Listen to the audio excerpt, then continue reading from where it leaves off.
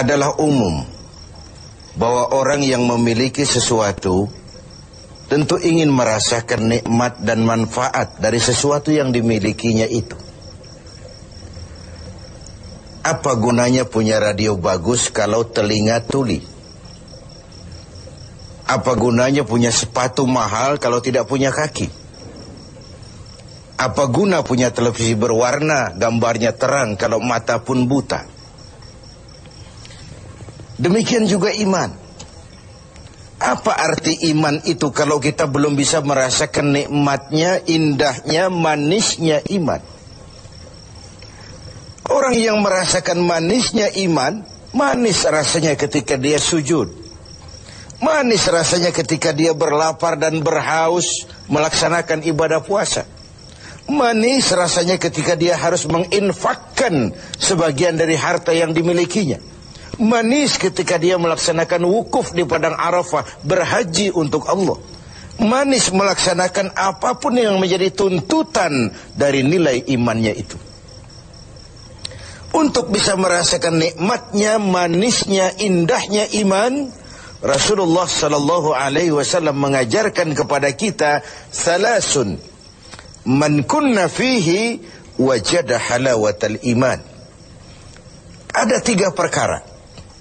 Siapa yang mempunyai 3 hal ini, 3 perkara ini, ia akan bisa merasakan manisnya iman, indahnya iman, nikmatnya iman. Apa yang 3 itu? Pertama, ayyakunallahu wa rasuluh ahabba ilaihi mimma siwahuma. Seseorang yang cintanya kepada Allah dan Rasulnya di atas segalanya.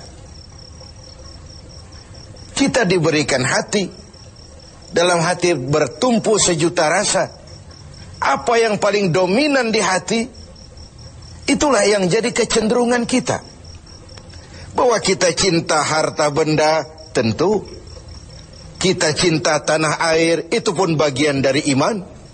Kita cinta pangkat dan jabatan, wajar. Kita cinta anak dan istri, iya. Dan agama pun tidak melarang, persilahkan. Cintailah apa yang perlu kau cintai. Mencintai tanah air, mencintai bangsa dan negara, mencintai harta benda, mencintai anak istri, mencintai teman, pangkat, jabatan, persilahkan. Tapi kan cinta kepada alam dan seluruh isinya dibatasi oleh kesadaran. Pada satu saat kita akan berpisah. Cinta kita kepada harta, entah si harta dulu hilang di gondol maling, entah kita dulu meninggalkan harta itu. Cinta kita kepada pangkat dan jabatan, ada waktunya. Cinta kita kepada anak istri sekalipun, ada saatnya. Inilah batas kesadaran itu, supaya dia jangan berurat dan berakar di hati. Kepada Allah dan Rasulnya kita tidak akan pisah selamanya. Kesana idealnya kita memperbanyak rasa cinta ini. Ketika terjadi perang Tabuk, baginda Rasul melakukan mobilisasi dana. Semua sahabat memberikan sumbangannya. Datanglah seorang sahabat, Sayyidina Abu Bakar Siddiq radhiyallahu an, memberikan harta bendanya. Begitu banyak sampai Rasul bertanya, hal tarakta li ahlika syai'an ya Abu Bakar? Begini banyak yang kau bawa ini Abu Bakar, kau belanjakan di jalan Allah untuk kepentingan perang Tabuk, mempertahankan akidah. Apa buat keluargamu sudah kau tinggalkan sesuatu untuk kehidupan mereka? Beliau senyum, na'am, taraktu lahumullaha wa rasulah. Benar, sudah aku tinggalkan buat keluargaku. Apa yang ditinggalkan? Aku tinggalkan kepada mereka Allah dan Rasulnya. Cinta kepada Allah dan Rasulnya, itu yang aku tinggalkan kepada keluargaku. Adapun harta, semuanya aku belanjakan di jalan Allah untuk kepentingan mempertahankan keyakinan. Ini adalah sebuah contoh orang yang cintanya kepada Allah dan Rasulnya di atas segalanya. Harta itu, pangkat dan jabatan itu,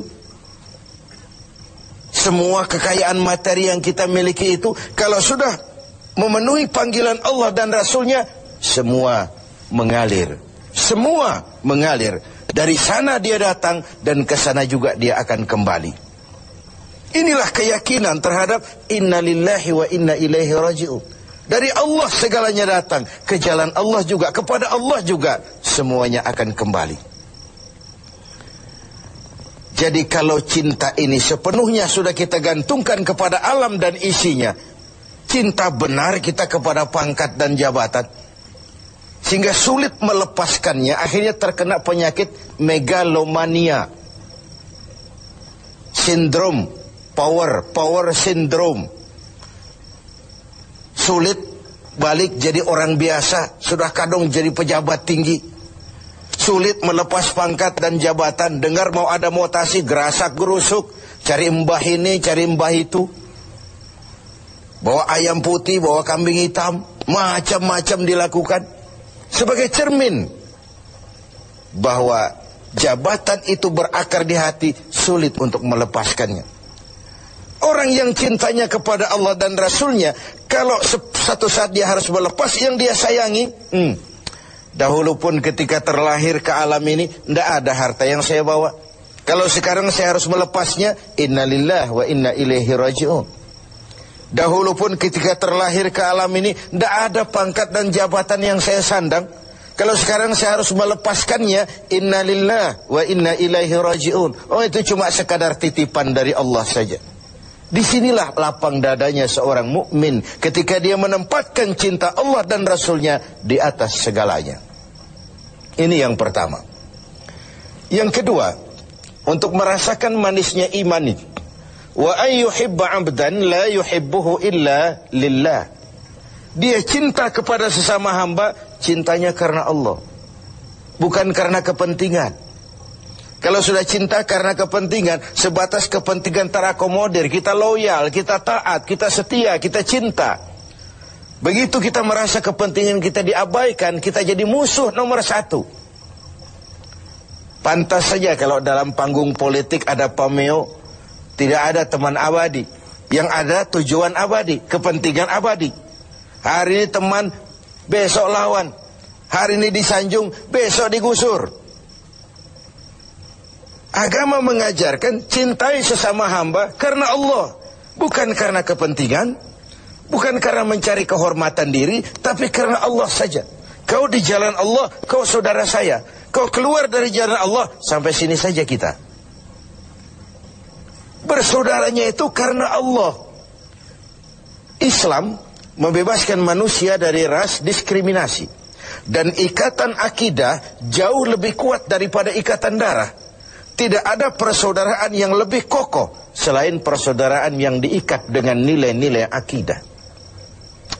Saya sih tahu mabuk itu haram, cuma saya ngormatin teman. Ngormatin teman, ikut minum. Saya sih tahu judi itu haram, cuma diajak saya nggak enak sama teman. Ngormati teman, mengorbankan keyakinan. Untuk hal-hal yang seperti itu, tidak ada toleransi yang perlu dirumuskan. Bersaudara karena Allah, bertemu karena Allah, berpisah pun juga karena Allah. Ini yang mahal zaman sekarang. Sekarang kan bersaudara karena kepentingan, karena ada maunya. Berteman karena ada kepentingan. Bila kepentingan tercapai, teman jadi lawan pun nggak masalah. Lawan jadi teman sekalipun it's okay, asal kepentingan tercapai. Nah, nuansa Ramadan mempertemukan kita dalam ikatan jalinan karena Allah semata-mata. Bertemu ya karena Allah, berpisah pun juga karena Allah.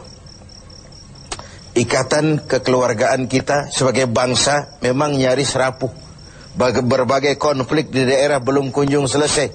Baik yang bernuansakan agama, etnis, dan macam-macam lagi. Di Papua sana, di Poso sana, bahkan di kota-kota besar masih sering terjadi bentrokan antar kampung, antar tetangga, antar wilayah. Lalu keroyokan, rame-rame, menyatakan identitasnya pada proporsi yang salah sebenarnya. Bertemu karena Allah, berpisah juga karena Allah. Persaudaraan semacam itu melahirkan kenikmatan iman. Kenapa? Karena imanlah yang mengayomi itu semua. Yang ketiga terakhir, untuk bisa merasakan manisnya iman, wa ayyakraha ayyauda fil kufri ba'da idh anqazahu Allahu minhu kama yakrahu ayyukzafa finnar. Dia benci kekafiran, kebatilan, kezaliman, kemunkaran, ketidakadilan, maksiat. Setelah dia diselamatkan Allah dari hal-hal seperti itu, sebagaimana dia tidak suka kepada neraka, sebagaimana bencinya dia kepada neraka, begitulah dia membenci kebatilan, ketidakadilan, kezaliman. Tidak seorang pun di antara kita yang suka neraka. Jangankan lagi masuk, mendekat saja kita tidak kepengin. Seperti itulah harusnya sikap kita menghadapi kemunkaran, kebatilan, kezaliman, ketidakadilan. Bukankah Rasul mengisyaratkan, kalau kamu melihat kemunkaran, ubah itu dengan tangan. Kalau tidak mampu, dengan lidah. Kalau tidak sanggup, dalam hati. Setidaknya jangan join dengan kebatilan dan kemunkaran. Mengubah sebuah kemunkaran dengan tangan, itu simbol dari power. Siapa yang punya power? Penguasa. Tugas penguasa itu, yang punya pasukan, punya senjata, punya dana, punya sistem, punya strategi untuk memberantas kemunkaran. Ada yang memberantas kemunkaran dengan lidah, dengan bicara. Para ulama, para mubalik, para kiai, para wakil-wakil rakyat di DPR sana mencegah yang munkar dengan lidah, bicara, sampaikan apa yang menjadi aspirasi rakyat. Ada yang dalam hati saja, ini biasanya rakyat banyak, bicara nggak didengar, kadang juga takut akibatnya, dalam hati saja. Setidaknya tidak join dengan yang namanya kemunkaran. Karena ketika yang ma'ruf berjalan, yang munkar juga berjalan, sama-sama berjalannya, lalu hukuman datang kepada yang munkar ini, yang ma'ruf pun akan terkena juga dampak dan akibatnya. Inilah makna pernyataan Quran, wattaqu fitnatan la tusibanna allazina zalamu minkum khassah. Takutlah musibah, bencana yang kalau datang tidak hanya menimpa orang-orang yang zalim di antara kamu, yang baik pun akan terkena juga dampaknya. Karena itu setiap kita mempunyai kewajiban moral untuk menjaga kemaslahatan umum secara